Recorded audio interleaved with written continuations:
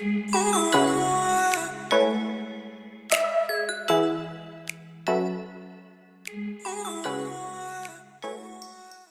up, guys? We're back here for season 2, and we're here with our beautiful daughter, Ellie Brooke. We finally get to see her.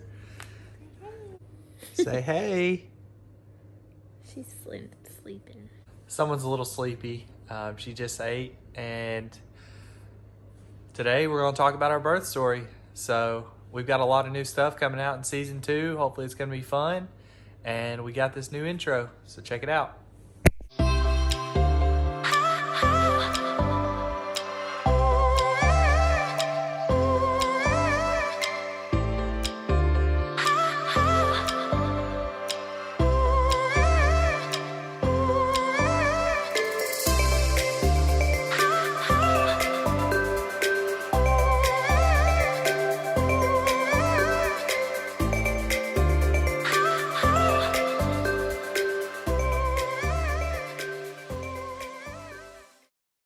All right, so we had to go to the hospital at night, check in the night before, and we checked in, got settled in, and then what did they do? Did they give you some medicine that night?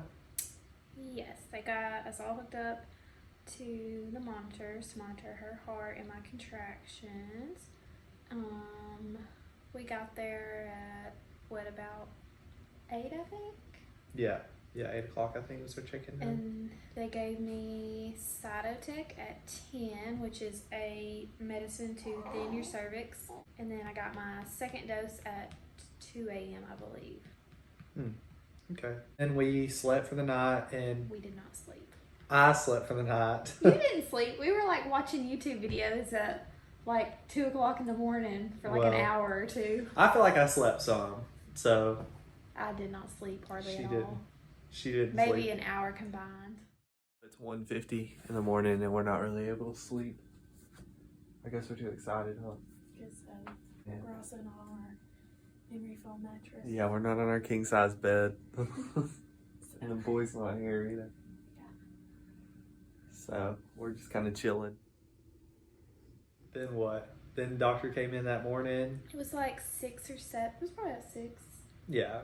Somewhere in Somewhere. that area. My doctor came in and broke my water. And then she started some medication. Pitocin. They Pitocin, started Pitocin okay. after they broke my water. So we started the Pitocin. How was it at first? Because contractions started not long after that. Yeah, it was pretty soon. As soon as she broke my water, I asked for the peanut balls because I knew it was gonna get rough and I wanted to get up and move in out of bed. So For reference, if you don't know, a peanut ball is like exercise, like 2 exercise balls combined. halfway joined together. We're bouncing, pushing through some contractions. We're moving and grooving. Moving and grooving. She said her contractions aren't as bad when she's bouncing. So that's what we'll be doing all day. Bounce.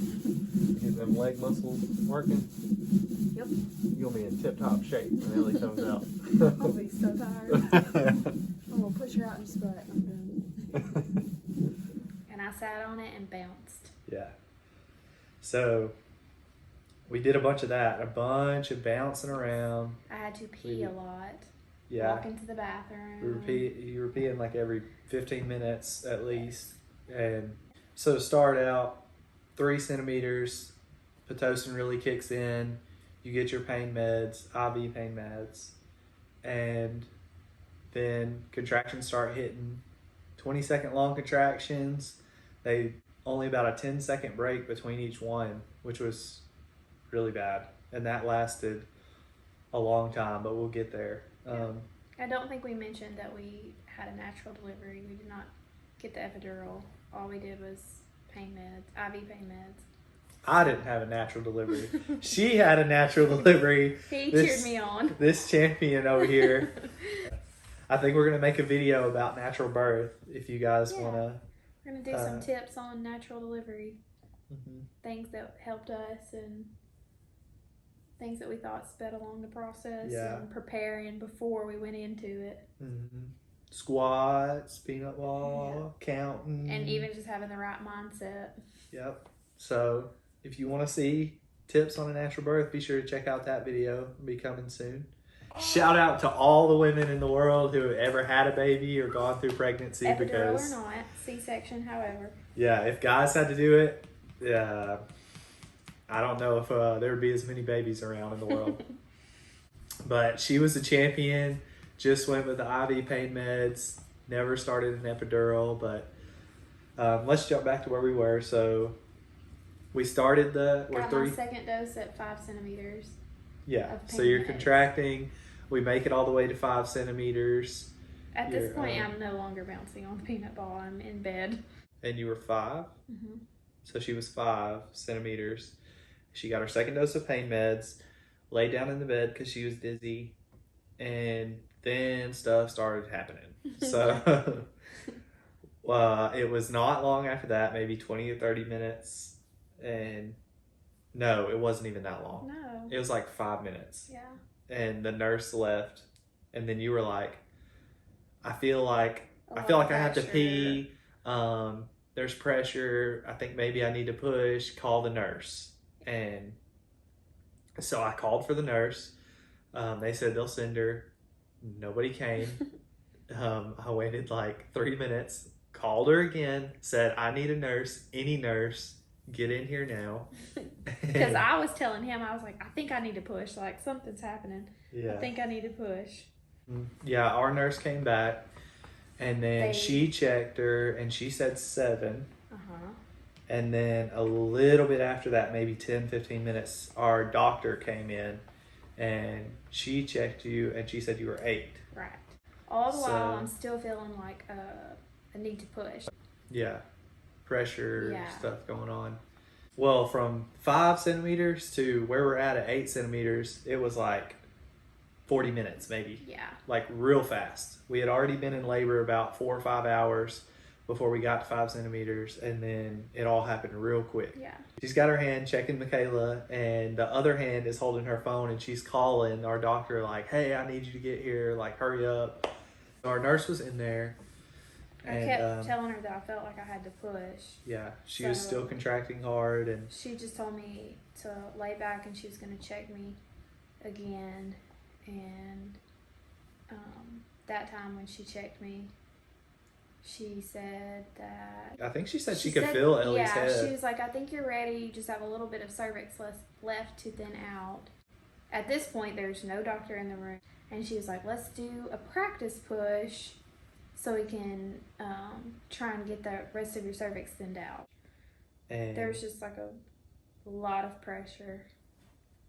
Yeah, and your pain meds were far gone by this point. Gone. Far gone. Yeah. So some staff peek their head in and they're like, do you need any help? What's going on? And she's like, I need Dr. Our nurse says, I need Dr. Miklick here now with gloves on. Like, she was asking for transitional care, which is the people that get Ellie after she's born and take care of her.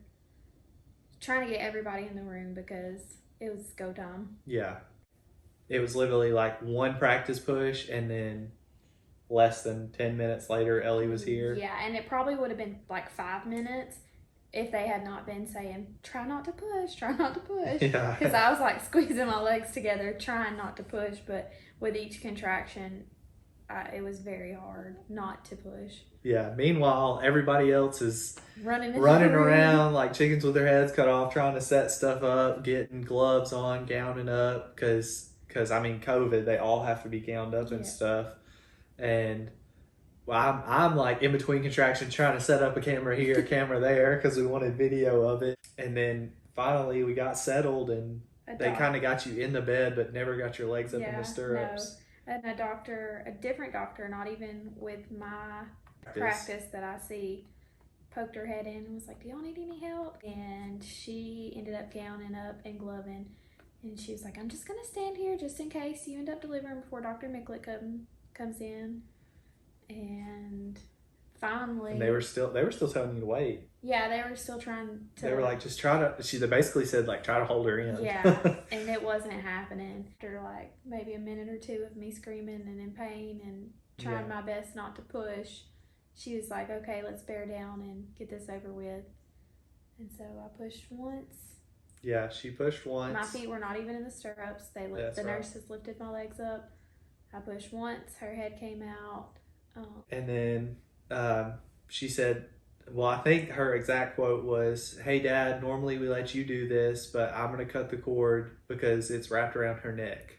So the cord was wrapped around Ellie's neck, and I don't think you heard that. I did not hear that. And I said, yes, do whatever you need to do.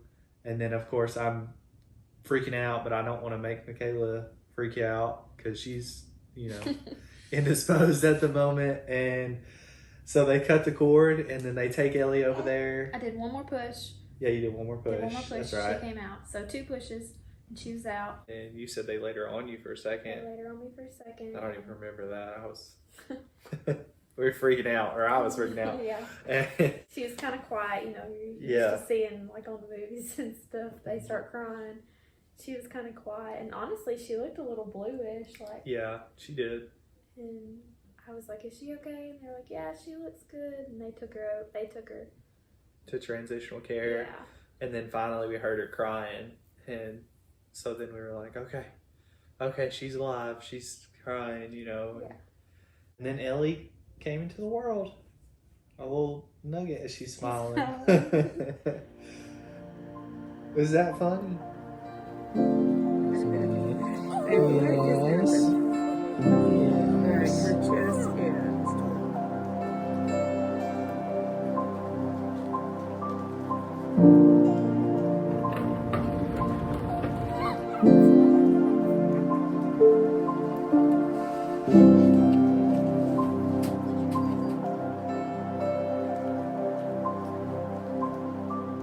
Guys, we're officially the Haley family, and I'm trying to get this in quick before Ellie starts screaming again.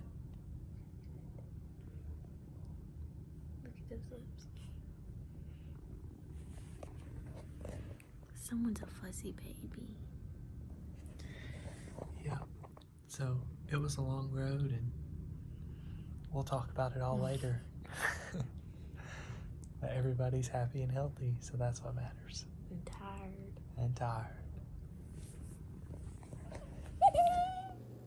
We left the hospital happy and healthy, and with a little turd from heaven.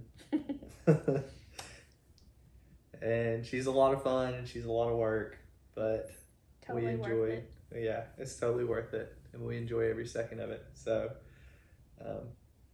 If you like this video, be sure to hit that thumbs up and subscribe, and check our channel out for some more videos. See ya.